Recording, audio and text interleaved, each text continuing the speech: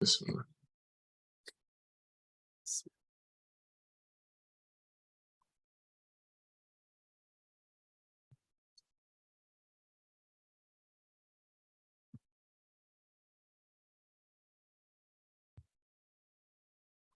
All right, and Assalamu alaikum wa rahmatullahi wa barakatuh. This is your brother Khalil Ismail here with Bilqis Abdul-Qaadir, a special guest for this American Islamic Heritage Museum Women's History Month special. We are going to, before I start, I'm going to give a minute for people to share who, if you're attending on the Islamic Heritage Museum page, and I'm actually going to share this in a few things. So, assalamu alaikum wa rahmatullahi wa barakatuh. How are you, Bilqis? Wa alaikum salam wa rahmatullahi wa barakatuh. Ramadan Mubarak. Ramadan Mubarak. I'm well, in the midst of this fasting day, how many hours we have left. Right. Right. You're in Central, so you got a little bit. Well, when is Maghrib there? 7:15, inshallah. No, I feel good though. I feel good. I feel productive. Yeah. It's my afternoon at the masjid, so it's going well. Alhamdulillah. Alhamdulillah. All right, cool. So we're gonna start out with just at worst, just Bilqis. For those who don't know, Bilqis Abdul-Qaadir, I've known her for a good while now, and definitely an inspiration of mine. I'm actually gonna, I'm gonna let you introduce yourself a little bit. Tell us a little bit about your basketball journey. What I want to tell people about really is just start out with growing up, and then in a summary, like what you ended up encountering, and then we'll go backwards from there. Yeah. So born and raised Springfield, Massachusetts, birthplace of basketball. Not a lot of people know that, which is so weird to me. I literally grew up a little over 3 miles away from where Naismith invented basketball, which is really, really cool history to kind of be a part of. I'm the youngest of 8, 4 sisters, 3 brothers. Both of my parents converted to Islam. My mother converted first, and then my father later in life converted. They re-met and got married, alhamdulillah. So I am the only child from my mother and father's marriage. And of course, basketball was our family sport. I mean, that's all we saw growing up. Springfield really is a Black city, and nobody played soccer. There was tennis here and there, but you had to be rich to play tennis. And so basketball was the most least expensive sport, and that's what we played. So I grew up just watching my brothers outside play. My sisters played in hijab. And I just knew that Allah had blessed me with like a special gift to play. And so at around age 3, 4, like I'm dribbling, could do between the legs. Like when my brothers would have basketball games, and during halftime, this is when you were allowed to go on the court and shoot. Now people are so strict, they don't let you do anything. But I was like the halftime show for the audience during my brothers and sisters game. So I picked it up real early, and at around like age 12, my parents just let me know like we couldn't afford college. And so they're like, you gotta find out a way to get a scholarship. So I knew I could get an academic, but I'm like, I also wanted to play Division I basketball. So at that moment, I really just grinded, wanted to become the best in my city to get this scholarship. And alhamdulillah, I ended up getting a few offers, Division I offers, and I played at University of Memphis. So that's in short, kind of how the journey really first started. Okay, awesome. All right, so I want to go to your childhood a little bit, right? Talk to me. So we're gonna start with your roots. So talk to me about your parents. I understand you were born into Islam, right? So what generation were you? What do you consider a second? Yeah, Second, my mother converted in the 70s, of course, transitioning between the nation and, traditional Islam. She learned about Islam through her first husband. And as she learned more about Islam, she realized the life that they were living wasn't really conducive to the faith, right? So she had 2 kids, got divorced, married again, kind of the same situation. She loved, but she has great things to say about her past husbands, but again, those trials that they were facing, drugs, alcoholism, all types of different things she tells me about, she kind of suffered from. But anyway, she had 4 children with her second husband. He passed away. I think they divorced before he passed away. She's a single mother of 6. For 5 years. And she and my father actually grew up around the corner from each other, like literally less than a mile. They went to elementary school together. They went to middle school together. They dated in high school for like 1 year. And she said my father was a player, so she had to let him loose. And then, subhanAllah, like she said one day she was talking to her sisters about who she would marry or who she would want to marry if she got married again. And she was like, if Charles, that was his name's Tariq now, but she was like, if Charles became Muslim, I would marry him right away. So she drives up to her home one day, sees this man knocking on her door, at her doorstep. Out the car, and it's him. She's like, Charles? And he goes in for a hug. And she's like, nah, like you can't touch me. I'm Muslim. Like we can't hang out like we used to hang out. So he's tripping like, Muslim? Like, what you mean? So she said she made dua every night after re-meeting him that he would become Muslim so they could get married. And he had to clean up his life a little bit. I think she doesn't really give me a timeline, but I think a few months later, he calls her on the phone and gives her salam. And they got married.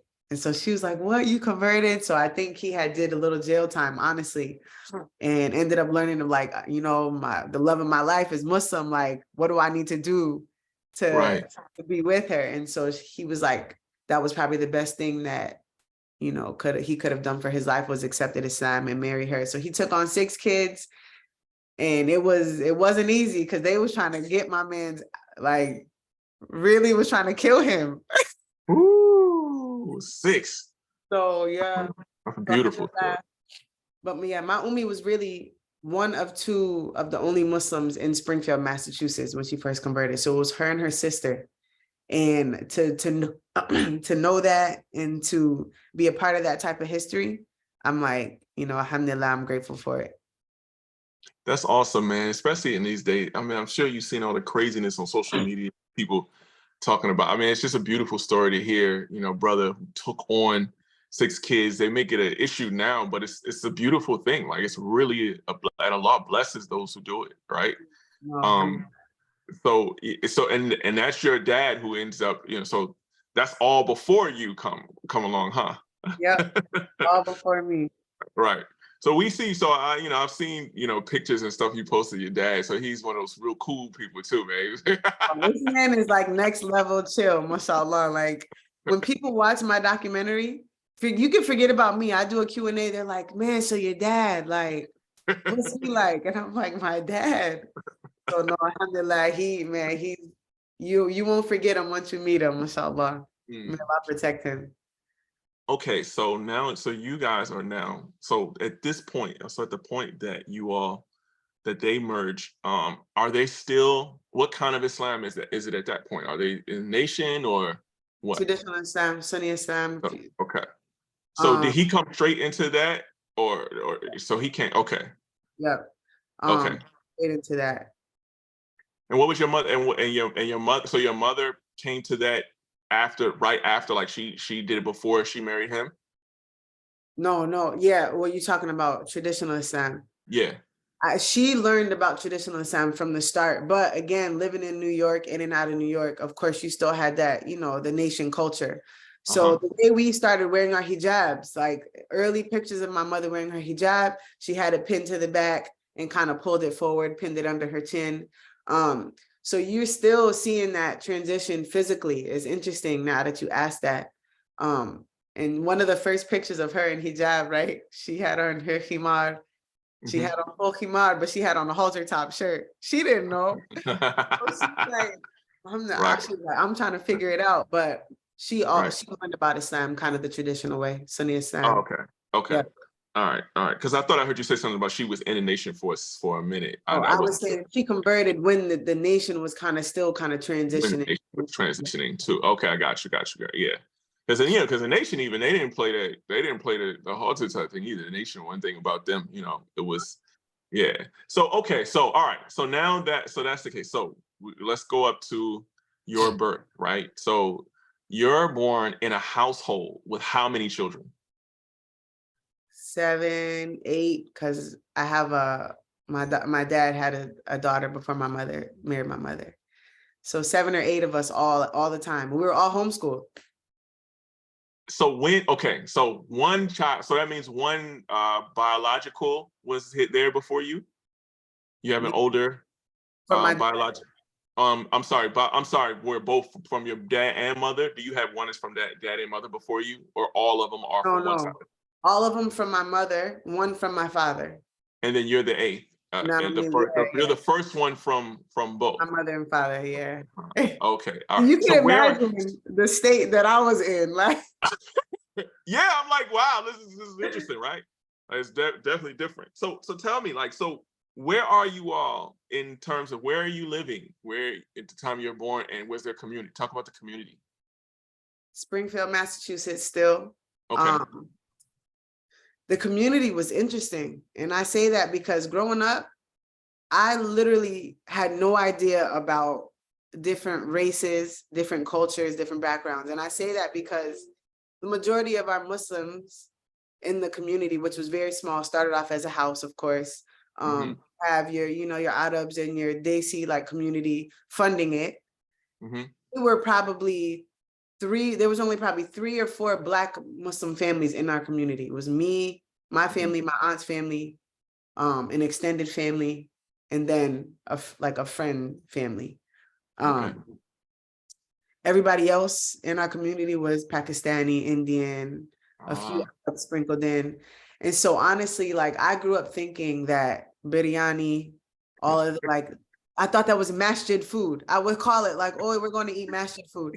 And then even like shalwar kameez, like people used to give us clothes because they thought we were like dirt poor, So they would give us all the clothes. And so we wore like, these are brand new outfits. So we're wearing shalwar kameez to the masjid. I'm literally thinking this is Muslim clothing until like I grew up like as a teenager. My mother didn't really explain, my father didn't explain. Mm-hmm. So like growing up in that, we didn't really face a lot of racism or anything like that, but in retrospect, now I see like when they used to give us bags of clothes. I'm like, yo, now these people think that we were poor, like we didn't have clothes. Interesting dynamics. But But you didn't feel it but you no, didn't I feel didn't it feel that it. way. I was Right. Right. ready Right. like to wear the Right. shower. These were my clothes, man. Like I Right. love them. Right. But Right. subhanAllah, it's you got to start from somewhere. But yeah, it was only like 3 or 4 Black Muslim families in that community for the Wow. longest Okay. time. Okay. Hold up. Can you see me? Can you see me still? Yeah. Okay. In a second. Just, yeah, take on just that 1 second here. Doing. This I know what this is. We're gonna have to make a. We're going to pause for 1 second. All right, I'm gonna pause for 1 second. Something I have to. 1 second. This has to.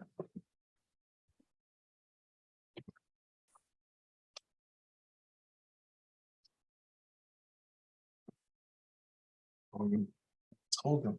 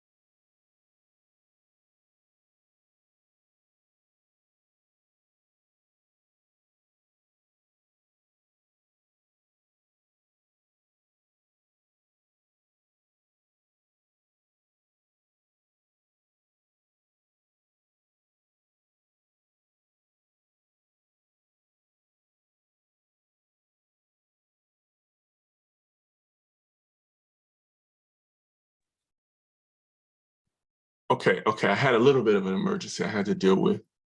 All Give me right. one. Give me 1 second. Yeah, I had a little bit of emergency. Wasn't normal. Yeah, right. Yep. Okay.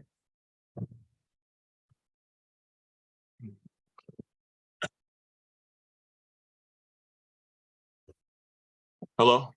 You there? Okay. All right. So apologize about that. Okay.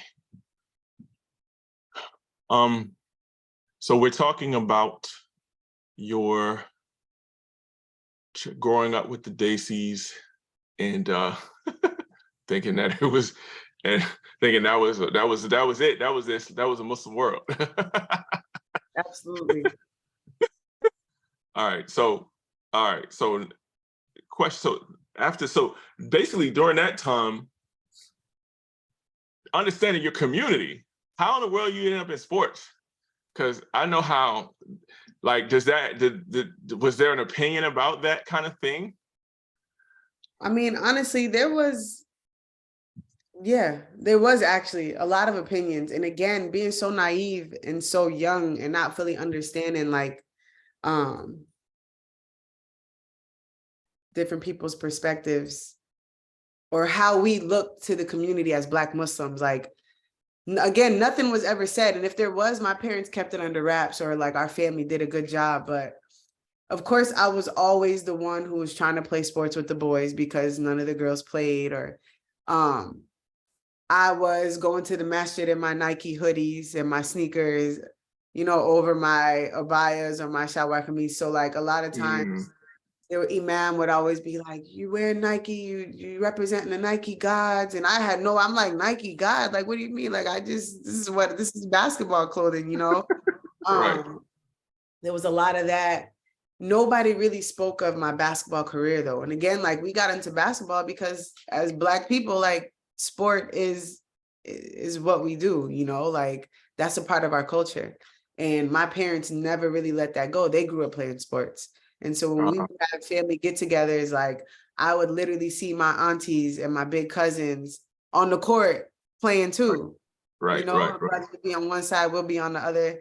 And there was never a time where I saw my elders sitting down, only eating food. No, we were playing dodgeball. Our moms were playing dodgeball. We were Nice. down hills. My mother and my aunts were rolling down hills. Like, Right. and so we were just an active community amongst like the Black Muslims. Like that's what we did, Right.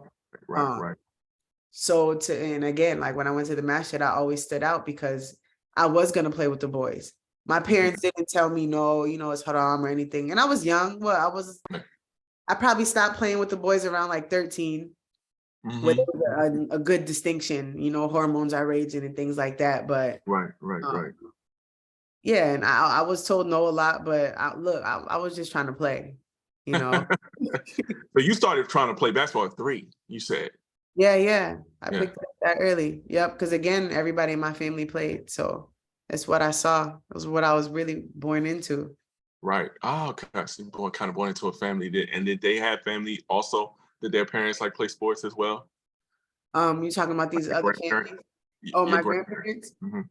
You know what? I'm not even, yeah, actually my grandfather on my father's side was a Tuskegee Airman. Oh, okay.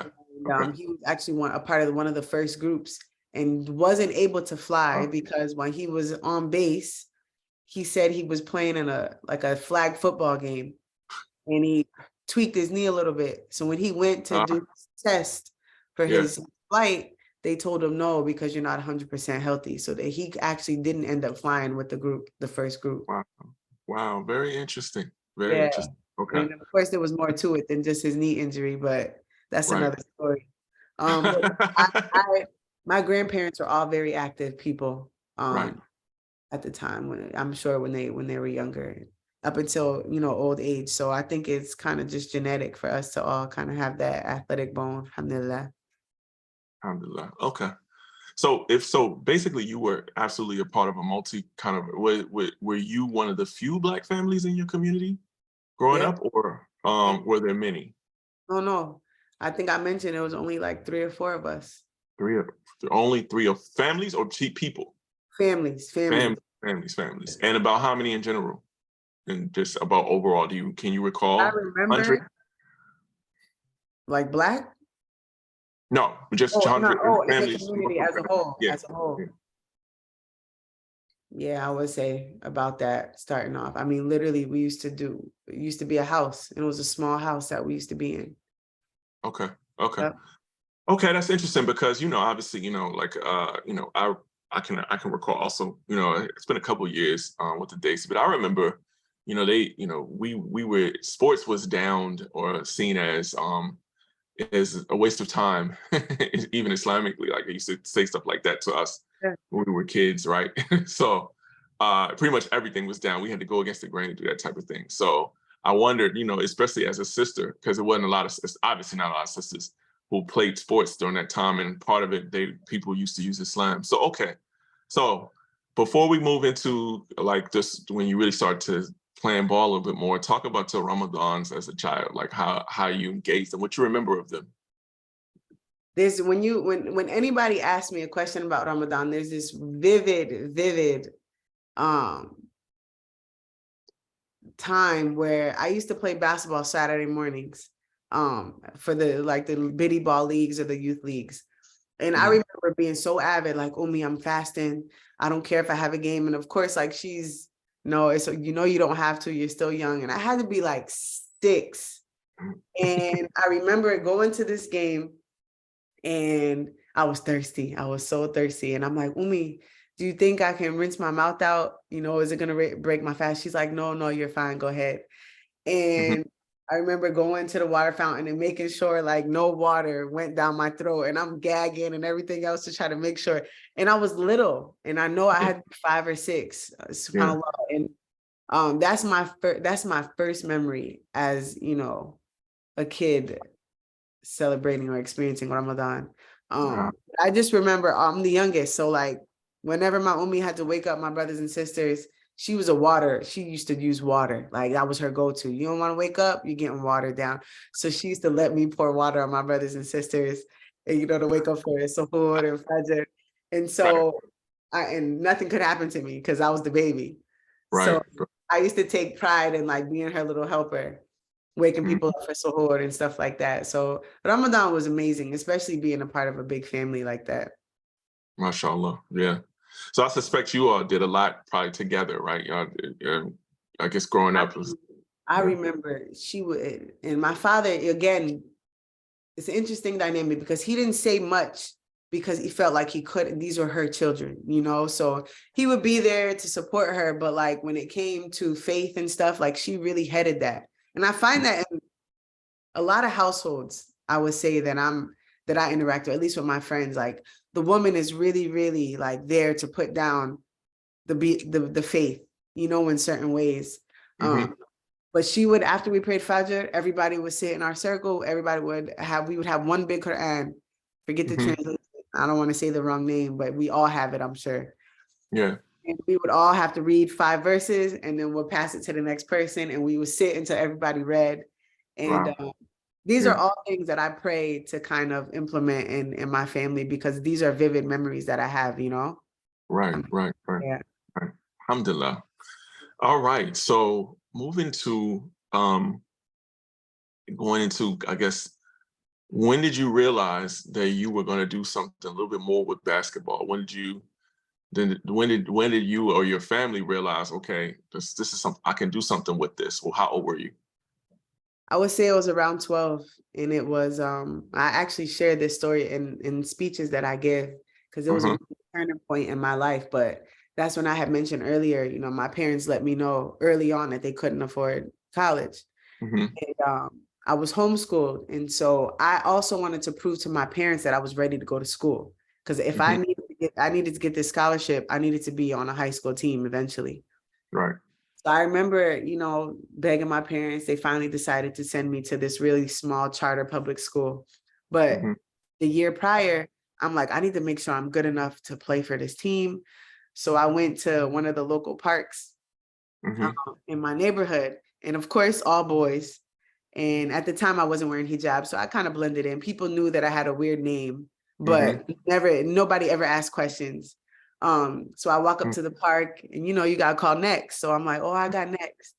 And so Mm-hmm. all the boys are like, who is this girl she got next? What do you mean she got next? Like, so now I'm trying to find my five. Like, yo, you want to play? You want to play? All the boys, no, I'm good. I got a team. And I'm counting. I'm like, there's not even enough for you to even make a team. So you got to play with me, right? Right, So right, right, right. I ended up having to get these boys that never even played. Like, I'm like, yo, these boys always watch probably every day that they're on, they just watch. So I'm like, y'all want to play? And they're like, oh, yeah, I'll play. I'm like, this is about to be terrible.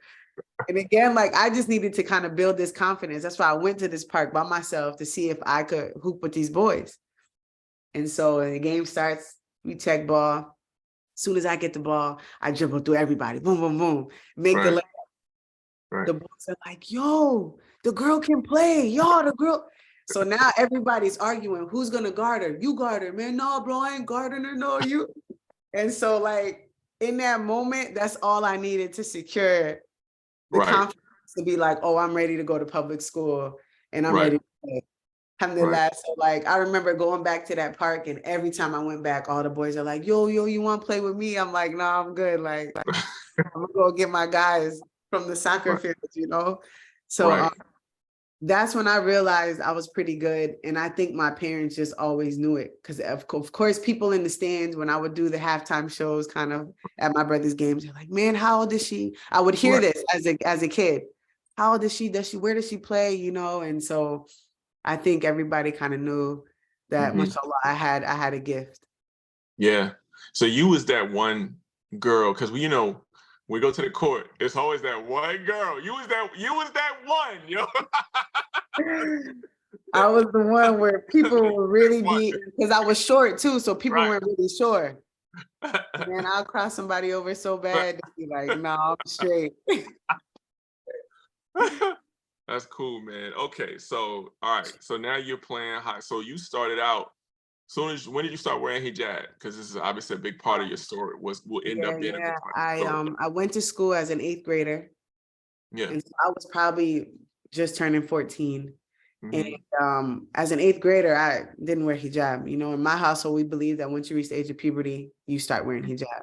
Okay. I think my mother took a different path with me because with my sisters, she made them always wear like a bandana or something as children, Hmm. just to kind of prepare them, I'm sure. And so leading up to as they got older, you know, they made their own decisions and some of them took off their khimar, some of them wore it. And so I think she was trying to test with me, like, all right, let me not make her wear anything. And then when it's time, like, you know, she'll wear it. Hmm. But it was hard, man. Like, so my freshman, eighth grade year, I looked like everybody else. I played on the high school team. So I was able to try out for the high school varsity team. I made it. And of course, disclaimer, none of my teammates knew how to play. It was just their first time playing ever. And I'm like, I'm trying out for the team. I ended up being a coach. I'm like, wait, what's going on here? You know? Wow. Yeah. So Yeah. I set the state, like kind of set the bar high as an eighth grader. Like my first game, I scored 40 something points. And of Mm. course, I wasn't hijabi. So people are like, it's the girl with the long name, you know, Hmm. this. Hmm. Hmm. So next year, freshman year, that's when I started wearing kimar. And I hated every part of it. Mm. Like I hated every part of it. And you know, you're at that stage where you're kind of now you want to fit in. You know, now you're placed in this environment where there's no other Muslims. You're Right. seeing, you know, boys having girlfriends and the girls that are pretty, you're starting to want to dress and wear your hair like them. So it was a true test. And alhamdulillah, you know, really what saved me was basketball. Like Mm. I remember, you know, my first game, I didn't know what I was gonna wear. We had to search every Dick's Sporting Goods, every Walmart, to try to find just a thin pair of pants, try to find something that I wasn't gonna just sweat, you know, away in.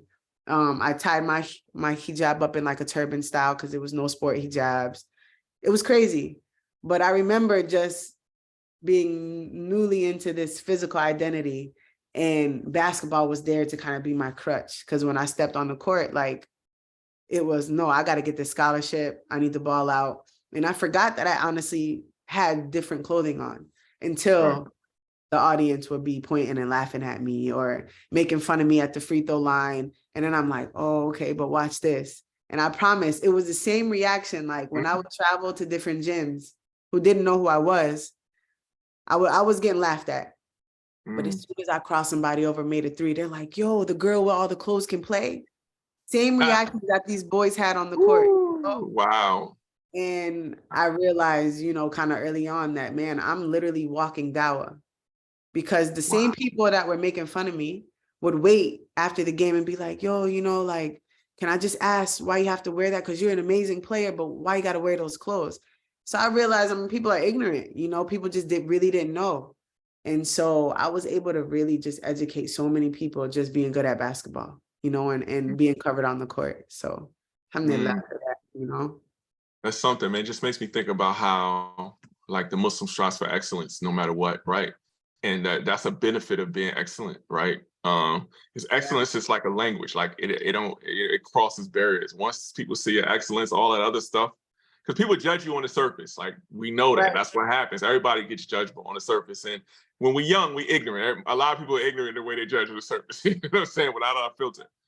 But one thing about being excellent, no matter what it is, and I think that's why Muslims, when they play sports and they are excellent, right? And they are Muslim and they're unapologetically Muslim, they always do a lot of, it really has an impact, right? That makes sense. This falls right in line with that, right? Where just you don't have to say anything, right? You just walk in, doing what you think you're supposed to be doing as a Muslim, and just walking and doing the best you can.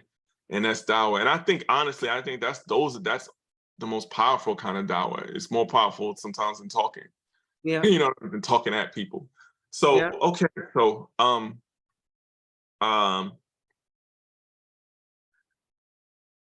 basketball. So it's clear that from the beginning, you're dealing with the adversity of you're dealing with the challenge from the beginning of standing out and having to be different. So in a way, I can see it as kind of a training for you, right?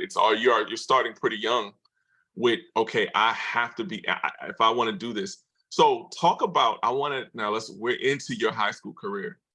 So you have a day where you set a record. Talk to me about the day you set the record. I think did they say you scored 100 points? Did I hear that you scored? No, I never scored 100 points. Oh, God, that's crazy. See, I gotta let you go. All right. Talk about the record that you set. Honestly, so coming from community centers, didn't nobody keep a book. There was no foul keeping, no score keeping. So as an 8th grader, when I scored my 43 points, I remember this like it was yesterday. I was in a newspaper and they posted it in my school. And I saw a picture of me playing, and I see like 8th grade phenom scores however many. And I was like, my first question, wallahi, was who kept my points? Because from where in my community, like a community, nobody does this. We don't have enough money to pay the bookkeeper. So I'm like, who's keeping points? And then so when I realized again that I could be in the newspaper by scoring a lot of points, that was it for me. I'm like, yo, I'm dropping 40 every night because I need this type of visibility to get recruited. So leading up as a 9th grader, I scored 1,000 points. So the next year, 9th grade, they're like, Kisi, you're 40 points away from scoring 1,000. And I didn't even know this was like a moment in your career that you celebrate. Right. I'm like, all right, 1,000 points. Like, again, I'm like, man, people are really counting. I'm still lost. And then so I hit 1,000. Next year, I hit almost 2,000. And that's when people started making me aware of Rebecca Lobo's scoring record. And if people don't know Rebecca Lobo, she's I don't know, 3-time Olympian, who knows, WNBA All-Star. She's almost 7 feet, this lady. Like, she's huge. She was a household basketball name for a while. I remember. Yeah, and she's from Massachusetts. And so she used to play about 30 minutes up from where I'm from. And there's video of her literally they're throwing the ball to her. She's turning and then just putting it in the hoop. Like, this is how easy it is for her to score. So they're like, yo, you can break Rebecca Lobo's scoring record. And I'm like, what? No way. Right. And so she held the record at like 2,700 points, and alhamdulillah, I broke it. I finished with 3,070, I believe. And it still stands today, like at a boy and a girl. Nobody's ever had 3,000. Has anybody ever broken the 3,000 mark at all? Nobody's even close. No. Look at that. Okay. Yep. So, at what point did you realize that you were playing for getting to college too? Because you said something about the fact that, okay, your parents saying the way you're going to make it to college is through a scholarship. Did you start playing for that Yeah, at some no, point? that was it. That was my goal. Yeah. And I was 12 or 13 when they told me that. And I knew we weren't well off. We weren't poor, but we weren't well Mhm. off. I'm Right. the youngest of 8 again, so they're already paying for my siblings' tuitions. And so I'm like, I just wanted to take this financial burden off my umi and my abu, And it was a hustle. Like, and again, coming from homeschool, coming from Springfield, where people would think that's the Basketball Hall of Fame, that's where Hmm. everything is. People don't recruit from there. Hmm. So my parents did have to invest in AAU. I had to go travel to the South to get seen, you Hmm. know. So I was recruited just, off of like AAU basketball and things like that. Oh, okay. So when did scouts start? When did you notice that scouts were looking at you for college? I got my first letter as an 8th grader from UCLA, Whoa. handwritten letter. Whoa. And I think Mhm. people thought I was going to be taller. So my Yeah. height at that time, like I had just missed the period of where short guards were in. Hmm. And then, so my year, everybody went to 5'7", 5'8", 6-foot point guards. Right. I missed that window a little bit, and that's what kind of set me back. As far Mm. as like the Division I that I went to. So I went to a mid-major. But it was funny because when my last AAU season, I ended up playing against the #1 point guard in high school. Tall Hmm. white girl, 6'1", and Hmm. I'm guarding her. So she has all the college big fives, everybody at this game. So I'm like, oh, they're here to watch her, but they're gonna watch me too. So I'm guarding her, I'm eating her up. Like this girl did not guard me.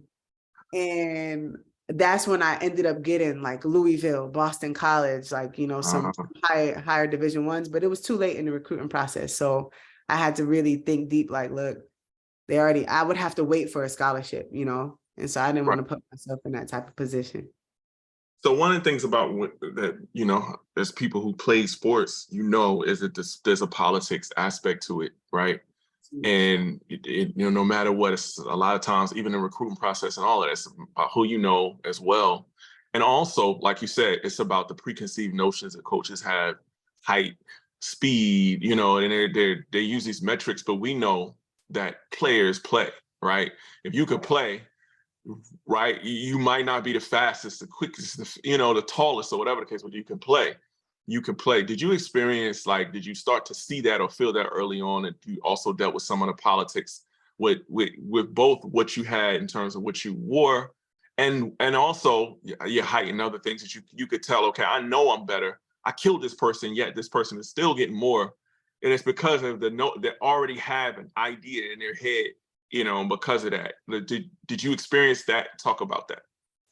Yeah, absolutely. I think that I had a double-edged sword because I was the only hijabi at the time in these AAU Yeah. tournaments, only one.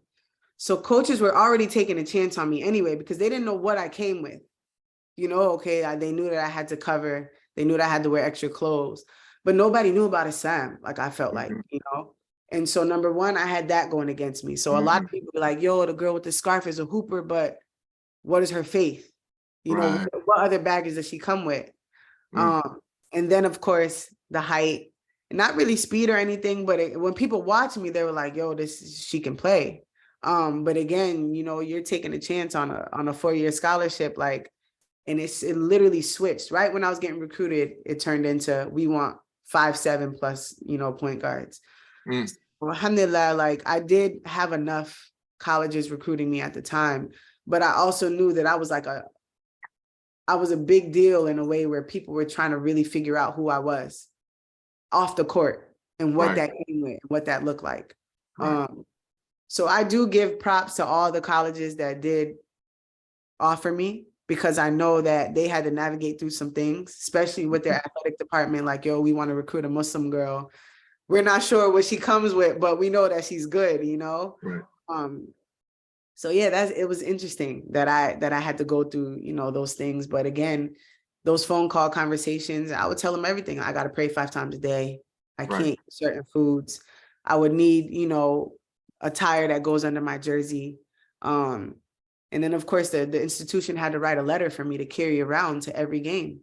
It was crazy that I had to carry a piece of letter to prove that I was Muslim and that I had to wear what I was wearing. You know, these archaic rules and things that we're still trying to get rid of. But yeah, it was an interesting journey, man, to say the least. I wanted to get into this later, but while you're talking, I tell you, it never ceases to amaze me.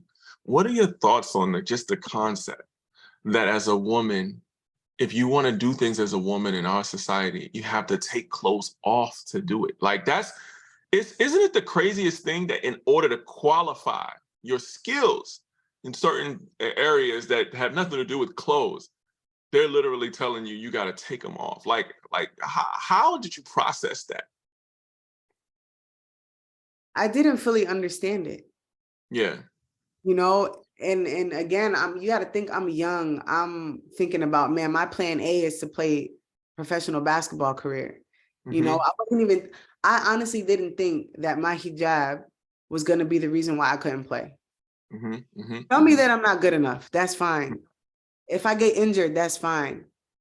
But this idea that, you know, I didn't think about it that way. Like, man, they want me to take some of my clothes off to play. Like, I didn't think about it that way, you know, but hindsight, now that I'm, you know, educated and knowing how society works, I'm like, they really did me dirty. Like, you know, and I pray and make dua for all of my sisters who are going through this now, because they still are. And the pressures, I'm thankful to Allah for guidance, you know, and for strong faith, because I can only imagine what it's like to be these influencers and all these different avenues we have to be, you know, in careers. Like, what it takes to get a check is it's tough, you know.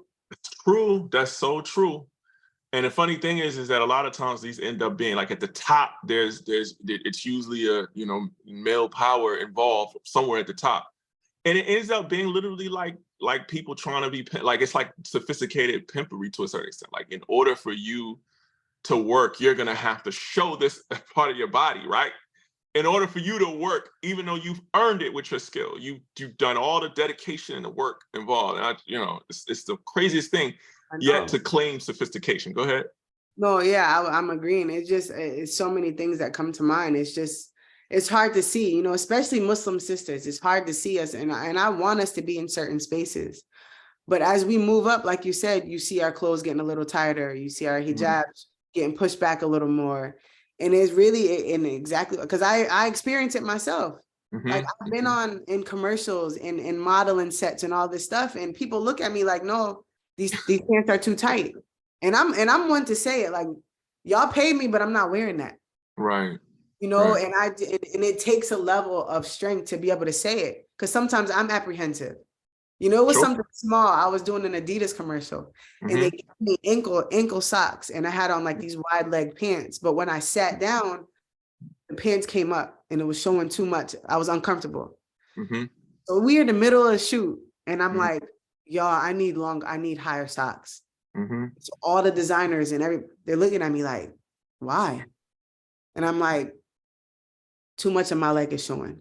But I thought you could show your ankle. And so they have this idea, because other Muslim women may have been okay with that. I'm like, that's fine, but I'm not the one, you know.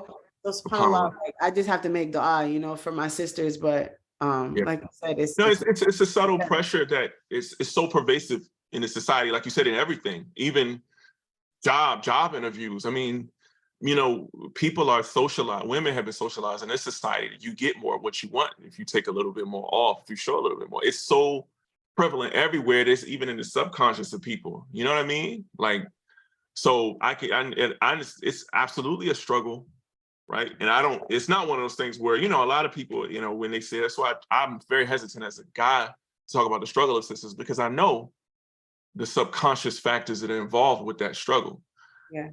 It's not, you know, it's not an easy thing until we provide an economic alternative, you know, then hey, you know what I'm saying? You know, so to go back, All right. So moving on to, so we're in high school and there's a lot of recruitment going on, and then there's the politics, and where do you say you go to a mid-major. What was the mid-major that you went to?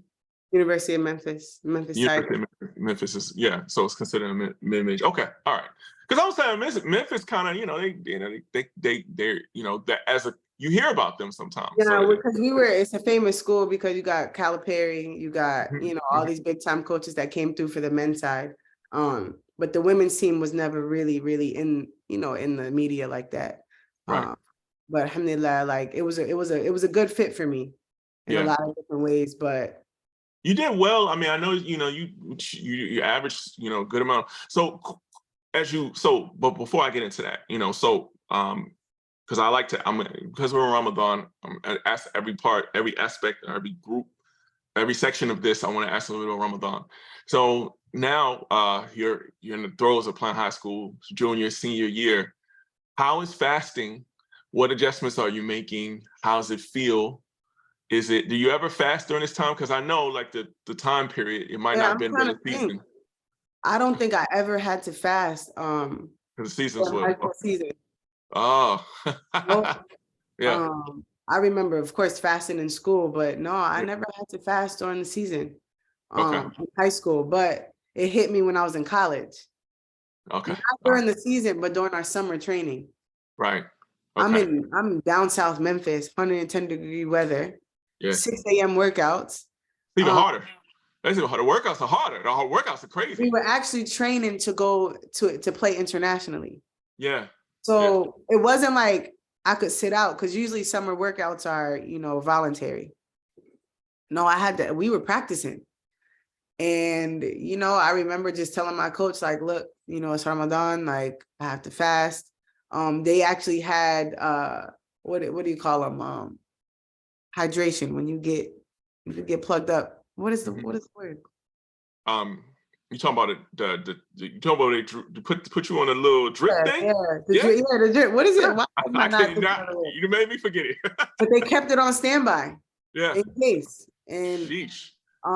Because that's how intense it was. Intense the trainings were. But I knew when to tap out. Like I would just let them off. I'm too tired, I'm gonna sit down.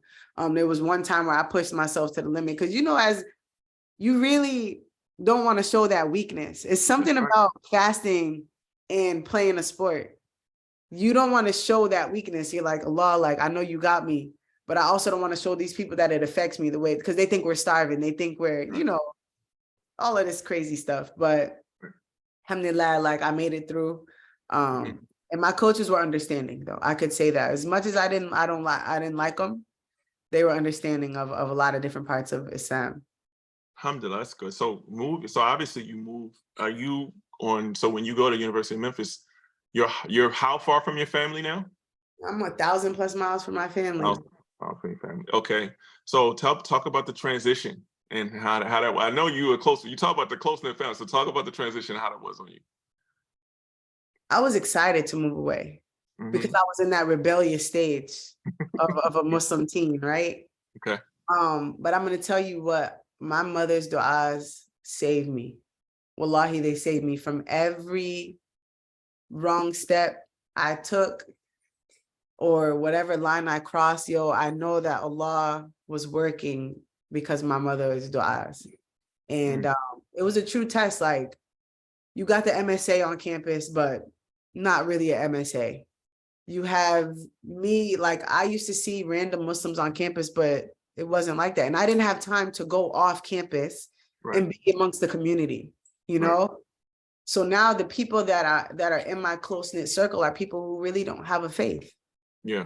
So I'm seeing my teammates dress a certain way. Man, that's cute. I want to dress like them too, So you try to alter your clothing that's somewhat modest, but somewhat not, to fit in. And then of course you're a mystery to guys. So they've never seen you. And now they're like, yo, why can't you show your hair? And I know you got this type of hair under there. You're dealing with all of this. Like thinking about it, I'm like, how did I make it through? Like, Allah is kind. I'm telling you, Allah is so kind. And then of course, on the court, I became the first hijabi to play Division I basketball. Holla. And I didn't know how much weight that really had until I became like famous in the media, and I'm like, wait, I'm the what? And so at that point I couldn't slip up. No matter Mm-hmm. how much I was torn between my faith and basketball, my faith and my social life, it was like, man, if I even thought about taking my hijab off or wearing a short sleeve shirt on the court, like this will be highlighted, you Mm-hmm. know?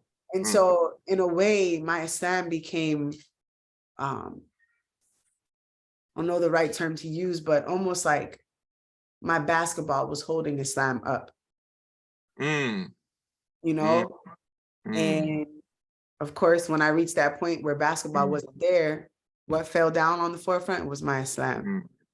Mm-hmm. So Allah put me in a really, really interesting space, at an interesting part of my life. Like I had a lot of weight to hold, and I didn't realize it at that time, but now I see.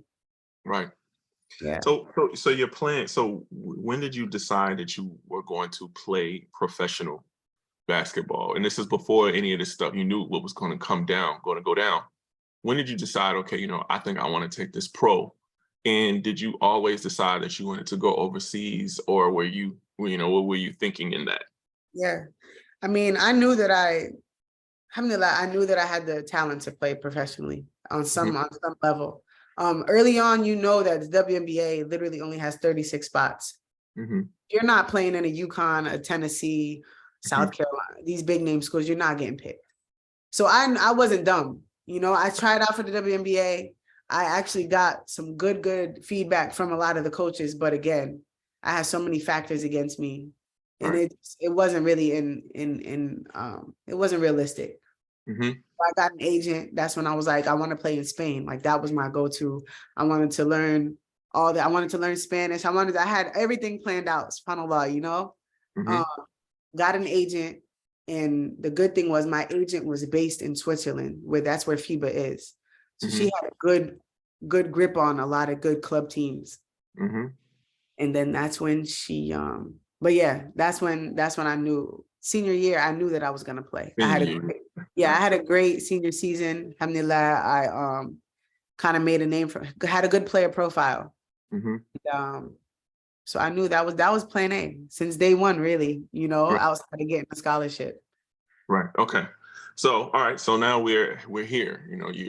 You played your played your college career out, and now you're ready to go pro, and you have your agent and all that other stuff, and then you hear that you can't play because of your hijab. So you know, uh, walk us through that. Like, was it a total surprise? Were you even thinking that was even a possibility that wasn't going to be the case?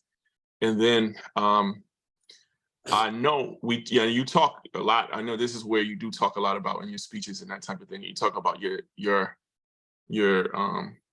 trying to decide a way. Do I even want to, like, should I take it off? Right? You know what I'm saying? So you can go that you can, summarize, what goes on in that process from, okay, I'm ready now to look for a pro team, to finding out you can't play. Yeah, it happened really fast. And I Hmm. say that because you really only have 2 to 3 months to train to get ready for your rookie season, Hmm. when you're going overseas. And so I graduated in May, Hmm. get my agent in May. And so I have June, July, a little bit of August to go ahead and train and get, sign a contract. Hmm. Um, and it had to be like 2 weeks in to me working with my agent. I don't remember, it was email or a call, something. And she basically was like, there's a rule that FIBA has in regards to headgear. And I'm like, oh, okay, it's fine. Like, I've been wearing my hijab, NCAA basketball. Like, this is the top level at this point, Hmm. it shouldn't matter. Like, let's tell them that I'm Muslim. So we reach out to FIBA and we tell them, that I play Division I basketball, that I'll be wearing XYZ on the court. And so they respond saying they want to keep the game religiously neutral. And so when they gave us that language, it was like religiously neutral. And we're like, all right, well, and this is outside of their rules saying you can't wear anything larger than the headband. But in Right. this rule, it doesn't necessarily state nothing in regards to safety. The words were weird. You know, it's just far off organization that just threw some rules together. So when they said religiously neutral, we're like, all right, then that's simple. There's players that you can wear the chains with a cross on it, or Prophet Isa, or tattoos, all of this stuff. And I'm Mm, like, well, shouldn't people mm, have to wear sleeves to cover up those mm, tattoos that represent their faith? So mm. we really, you know, were really intentionally, we were intentional when we were responding back, because we knew we had to make a point. And so when we said this about the tattoos, they knew that we made a good point. And then that's when Mhm. they respond saying, oh, well, she can hurt somebody with the scarf that she wears on the court. And so when you put safety into sport in any way, it's hard to battle that. You know, so it's like, oh, you know, no, she can hurt herself or other players. I knew it was bogus, because this is crazy. All you had to do was watch a video of me play and see that really I was protecting myself and other players, because I had been whipped in the face by braids, long ponytails, like all the time. Right, So it's right. just like you So would think true. having your hair in a bun type of style or wrapped up would be safer play anyway. True. And it makes me mad to now see all the long weaves going down all the way down these girls' knees playing. And I'm Hmm. like, you can't be serious. So anyway, they hit us with safety, and then they basically ghosted us. They stopped responding to our emails, and they left it at that. Yeah. So for me, this is June, and I'm like, okay, I have time to reach out to some people I know. Let's try to see who could have a say in this. And we couldn't find anyone. And so I had to really just make a quick decision. I had to go back to school. I was going to go finish my graduate degree, because that's what my parents are like, look, while you're waiting, at least do something productive. Still try to figure it out and go play, but at least try to finish your degree. I'm like, all right. And at that point in my life, that's when I feel like I started to question Islam, hijab, my identity. And I just kind of fell into a dark space. Yeah. Um, I always say that I feel like Muslims, I think as Muslims, what people don't realize, especially who are, if you haven't gone through anything, is that we have multiple shahada moments. I always say that, some people, we were born into knowing of the faith, but we have multiple shahada moments where we have to say la ilaha illallah again and mean it. You know what I'm saying? Because Exactly. we go for a long time, and sometimes we can coast, and then Allah puts us in a situation where it's like, okay, now that the question is there, right? So your path is one of many whom Allah has tested before, and then He takes that which you love, right? Ibrahim, we our father Ibrahim, right? We know Father Ibrahim, and that's how He tests him, right? So that's a hard test. It's a hard test for anyone, not an easy test. So talk about what drove you to, what helped you come out of that space, and what made you decide you were going to fight for Muslim women. I say there was a few different elements that had an impact on, the stance I ended up taking. But of course, the first one was, like you said, my Shahada moment, that I was born into Islam, that I grew up knowing Islam, but I didn't understand Islam. Mm. And when I was I would say, this dark space, I was hanging around the wrong people in grad school. I'm not doing what I needed to do, until this one moment. And this is what was pivotal for me, was when I knew that because I was questioning Islam, I was questioning I was questioning everything, to the point where I was literally researching other faiths, because I have family members who are Christian, who are Jewish, who are, and I'm like, yo, maybe Islam isn't for me, because it wasn't fitting what I needed it to fit in this dunya, but, and I knew I needed to turn to God in some way. And I'm like, the only way I know how to pray is as a Muslim. So, it was this random night where I was like, yo, I need to go pray, because the way I'm feeling, the way I'm living is not good. And when I remember going into this salah, like, but with pure intention. You know, it wasn't to pray just to get it over with. It was praying because I needed Allah to intervene, you know, and I'm in this prayer, and this is when I explain, I go to sujood, and I'm in sujood, and I feel like I couldn't get up. Mm. I felt like I could not move from this position. And subhanAllah, like and I cried for the first time ever in my prayers.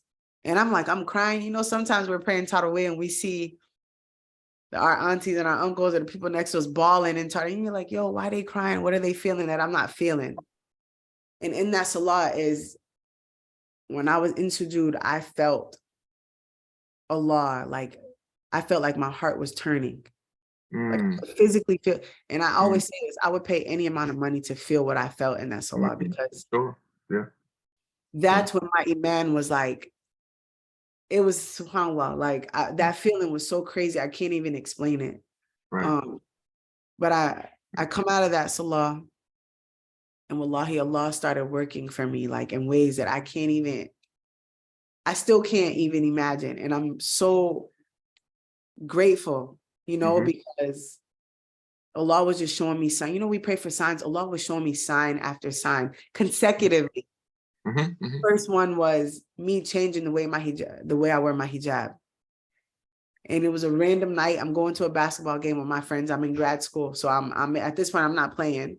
And I'm just in the stand. So I got my outfit on, and I'm trying to wrap my hijab up in like the turban style, where of course my neck is, you know, is revealed. And so my friends are like, hurry up, we're about to leave you. So I'm like, all right. So I just throw it on like this, basically how I have it right now. So I get to the stadium, and I'm trying to get to a bathroom to fix my hijab. So as I'm walking through all of these people that I know from playing at the school, like, oh, Kisi, you know, your scarf looks so pretty like that. Or, wow, I've never seen you wear it. And I'm like, what? You know, and it was, but that was a sign from Allah for me. Right. You know? They didn't even know what they were saying. Right. So from that day forward, I never wrapped it back into, you know, because for me, it wasn't right. That's not how I grew up wearing my hijab.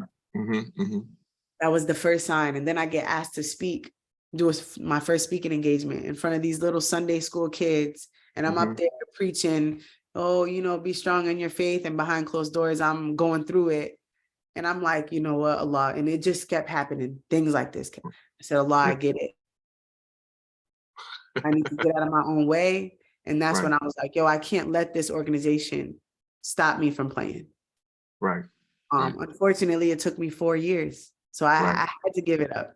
You know, I couldn't play, but I just knew that I wasn't going to let them take away my Islam. SubhanAllah. So, you know, one of the things that some of the people who I know who played but didn't end up going for different reasons, we all tend to say that had we got what we wanted fully, we felt like we would have been arrogant and almost people who wouldn't have been good people. And we now can appreciate what Allah took from us. Have you ever felt like that? Have you ever felt like, man, now what I'm doing in my life and the things that I'm impacting, I wasn't thinking about that, right? And the reward that comes from that is, you know, different. Now you end up playing a major part, right, in the overturning of this rule. Correct me if I'm wrong, right?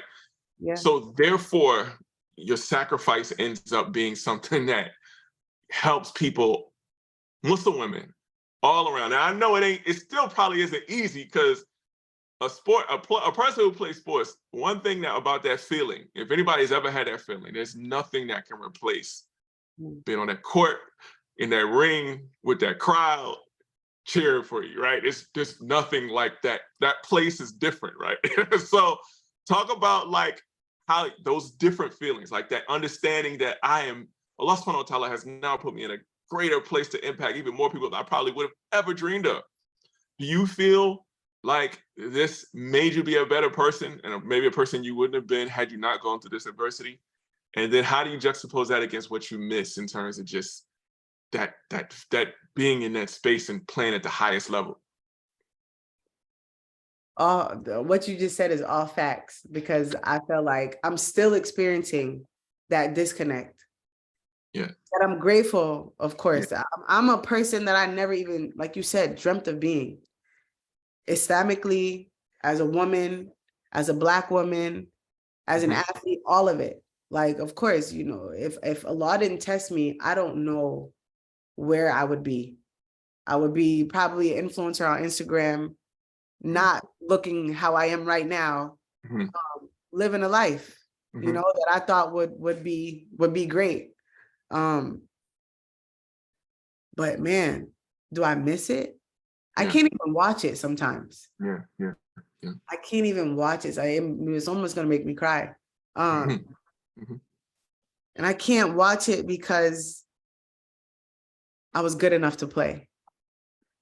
You know, I was good enough to play. And what helps me kind of get through it, outside of course, having this impact that I get to have on Muslim women and girls, even women who aren't even Muslim or girls who aren't even Muslim, like the impact is there, alhamdulillah. And I love what I do. And I love the purpose that Allah brought to me. But what helps me get through is, in my mind, when I'm up on the stage speaking, I'm like, you know what? The ball is now this microphone. You know, the court is now a podium. Yeah. But it's a different impact. Yeah. And you know, and I guess that's how I have to think about it. You know, and I still get the same rush. SubhanAllah, Allah works in so many beautiful ways that, like, before I get on the stage, I get the same feeling I used to get before I jump ball. You know, and that reminds me that Allah is still putting that barakah that I did, or that, you know, that feeling, that positive feeling that I got on the court into what I do now.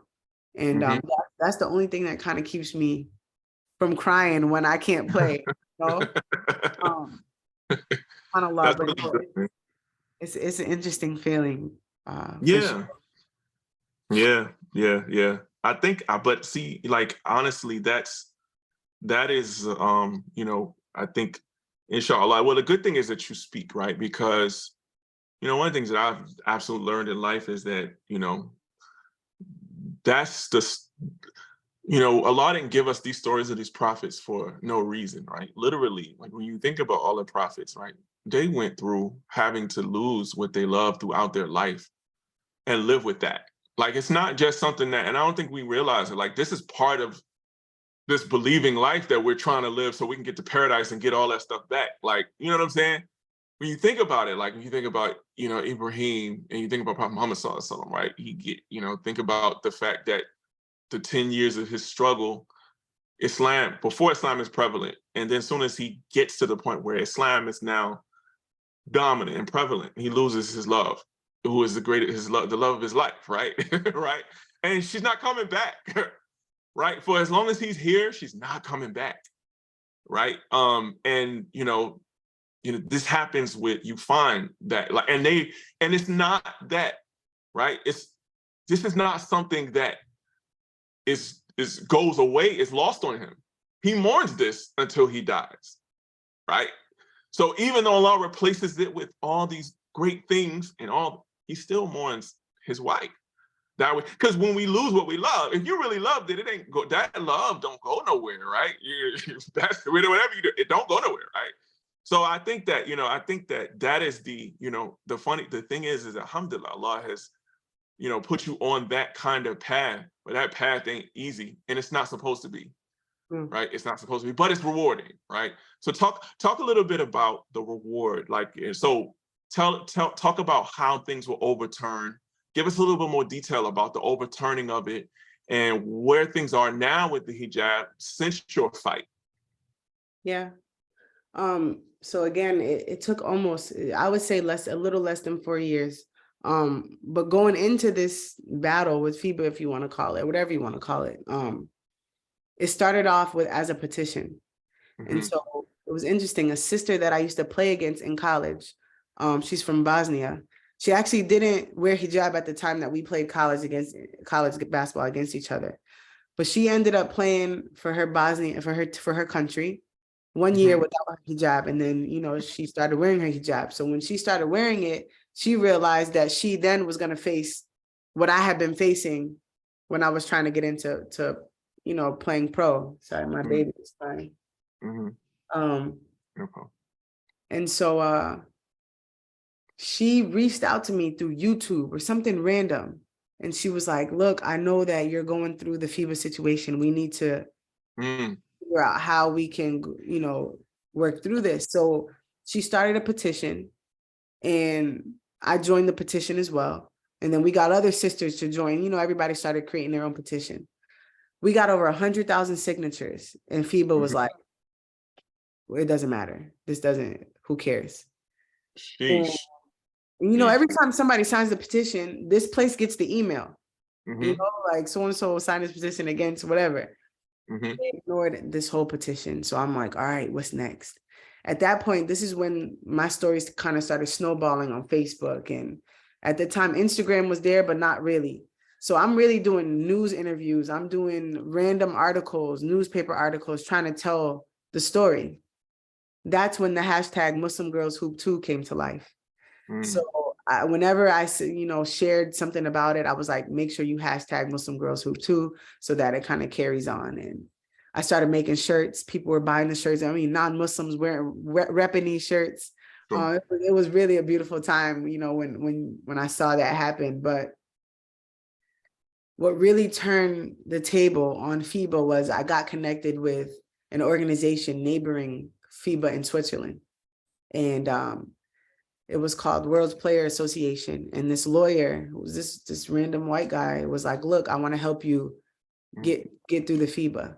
So this organization drafted a letter, got multiple professional athletes, Olympians to sign it from all over the country, all over the world, I should say, and to support, this woman is trying to play FIBA basketball, XYZ, this is what she needs. So we had about, 15 to 20 athletes sign it. And then they posted this in Switzerland community, whatever, in the sports world. And FIBA didn't like the negative criticism. So they immediately acted on it. And when they acted on it, they were like, we have to review this rule. We have to see how we can accommodate. And so what hurt the most and what made this overturning of the rule bittersweet was that they approved exactly what I had worn in the game. So when I actually saw somebody was there at the meeting where they changed the rule, and they were sending me pictures of the PowerPoint that they were showing. And when I read the PowerPoint that changed the rule, literally said, the scarf has to be black. I always wore black. No pins, no obstructive objects inside of it. Clearly, no, I wasn't wearing pins or anything. The long sleeve that you wear under the jersey has to match the jersey. The leggings have to be black or match the jersey. And I'm like, what? I'm like 3.5, 4 years for you to approve what you could have approved years ago. So again, Allah, the way Allah works, he knows, he's wise. And it was bittersweet when they changed the rule. It was definitely bittersweet. But I was done at that point. I had already stepped into a career. I got offers to play. What many people don't know is actually I played overseas. Oh, okay. You won't know this unless you watch the documentary. Right. So if you watch Life Without Basketball, where can it be? Where can people find it? On everything but Netflix. Amazon? Amazon is everywhere. You can watch it everywhere but Netflix. Okay, all right, cool. It's crazy. Netflix won't. We don't know. Inshallah soon, but. Inshallah soon. Okay. Yep. Awesome. And so I played with the Somali national team. So randomly, they thought I was Somali, this team. So we go play in the Arab Women's Sports Tournament, which is this huge tournament. I thought it was like, these sisters can't play. Like, I'm going to go over there and it's just going to be like easy buckets, My husband I was newly married too. We fly to Sharjah, which is Sharjah, people know is UAE.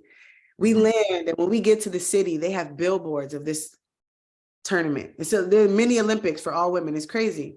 So they have archery, soccer. I mean, all sports you can think of. And so I'm like seeing billboards. I'm seeing statues. I'm like, AW. I'm telling my husband, I'm like, this is legit. So I get to the team, the Somali team. Nobody has played.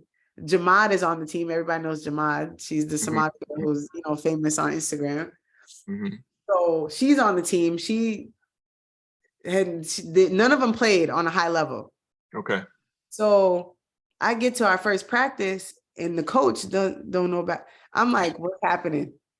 So I'm like, AW, like you have to coach us because I need to train. I haven't played in 4 years. Right. Right. So I'm like, AW, you gotta. So he became the coach. This is random. He was supposed to just be Wow. traveling. He's now the coach of the team. I'm basically assistant coach. And the first game we played Jordan. Mm-hmm.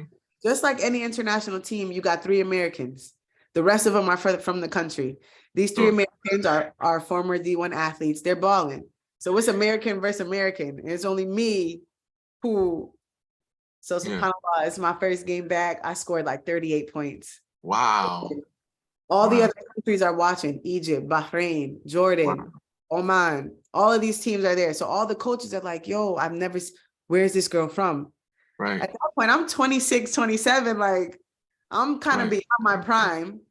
And they were ready to sign me on the spot at the tournament. Like, you want to come play? You want to? And I was just like, I wasn't ready to make that decision. But alhamdulillah, so that actually closed the book for me. Like, for me to be able to prove that I was playing against WNBA players at this tournament, and they couldn't balling, mashallah. Right. And I was like, I told my husband, I said, honestly, I would love to play, but that was the closure I needed. And I wanted to end on a good foot, so alhamdulillah, I didn't play anywhere outside of that, but that was my chance to kind of prove to myself that I could have played at the pro level. Right. Mashallah. It's amazing how Allah gives us what we need. Not always everything that we wanted, but always exactly what we need, right? In order to move on to the next chapter. Okay, so I'm not going to keep you longer now. Here we're going to, so talk about, just talk about now what you're doing, what, all the things that you built as a result of, all of you fought for, as well as basketball, what you're doing, and then don't forget the children's book. Yeah. So my day-to-day, my husband and I are both athletic directors in Memphis for the Muslim community. So we actually pitched this job to multiple communities. And I knew that I had this vision of bringing sport to us because I'm tired of playing in Catholic leagues, Christian leagues, to where we have to play in other people's rules, or under other people's rules. And I was like, yo, let's just build like a YMCA type situation for us. And so this masjid here took to it, hired us both, alhamdulillah. So that's what we do day to day. We have kids soccer, women and girls volleyball, of course, basketball, cross country. And so we're slowly building this program, alhamdulillah, like the community is really, really benefiting from it. But then, of course, what I do outside of that, I speak all the time, and a lot of people have me host like a basketball camper clinic. So I travel around doing that, which I really, really enjoy, alhamdulillah. And then outside of that, I just started my nonprofit called Muslim Girls Ball too. So this will be our first year of fundraising and, getting the funds. And what the goal is to just be able to travel to communities who can't necessarily host me, and I want to be able to host myself and pay for it and, bring these sports programs to our women and girls, whether it's a sport night, a sport weekend. We're actually having our first ever overnight sport retreat here in Memphis, inshallah, in the summer. So we're planning for that. And I think that I want that to be like a staple. Like, I'm sending my daughter to wherever it's going to be in this camp, So it's for people who even haven't played yet, if they want to start, Yep. So it's beginner level. We'll of course this will be a basketball tournament, the first one. But the idea is to have a multi-sport overnight sport retreat. Okay. So because I think it could be a good way for, I would even consider, I think parents would consider driving there to get to as a way for the girls to access or to have that experience. Because like you said, most places they don't have it, So that's the idea. I want people to travel to it. So inshallah, we'll have good numbers for that. Awesome. And yeah, and my book, it's a children's book. It's called Lion on the Inside: How One Girl Changed Basketball. It's amazing. Alhamdulillah. The book is like, Yeah. it's a beautiful book. Okay. And it'll be officially out in September. And actually, you could pre-order on Amazon, but the pre-orders are sold out, which I Okay. just learned like a week ago. But Wow. I'd love for everybody to kind of get that and put it on their shelves, inshallah. Inshallah. Okay, that's awesome. Well, I want to thank you for sharing your story with us. And I think it's really, real talk. These are we definitely have to, get this out to as many people as possible, because to me, this is actually living Islam. Like, we go to our classrooms to learn, basic behavior, but living Islam is actually this type of adversity, right? This is actually what grows us, right? This is actually what grows us. And it's these trials you talked about, literally going through adversity, going through a dark period, coming from that dark period. You talked about having to deal with, literal trauma, and having to carry dreams that you couldn't live fully, and still having sometimes to deal with that, right? But then making the best out of what you do have today, right? And that's Islam. That's literally the Islamic path, right, for this dunya. So that in the next, and we sacrifice. It reminds me of, I think it was Imam Shafi who said that, if the believers knew what we would get, the rewards we would get in paradise, we wish that our skins were burned. I mean, Because of that trial, right? It's actually the point. So thank you for being transparent with the trial, and not being like, because we need to hear like how it got there and the real, because everybody's going through their own version of that, versus hey, I was always good and I was always up, and it don't work like that. no. Right? So really, really appreciate it. May Allah reward you, give you paradise without account for all that you do for our community. And other than that, I'm gonna just make sure it wasn't because I was live. I had some comments. Yeah, we had some people who were just, marveling at the story. So again, and we have a lot of people who actually share this, alhamdulillah. So again, we want to thank you, and for everybody, please remember to grab the book from Bilqis. I guess pre-order. I guess they can go to a wait list at some point. What's your website so we can know at least? No, so it's fully handled by the publishing company. So Okay. right now the pre-sales are just on Amazon. Okay. I'll just keep everybody up if they follow like my Instagram and stuff like that.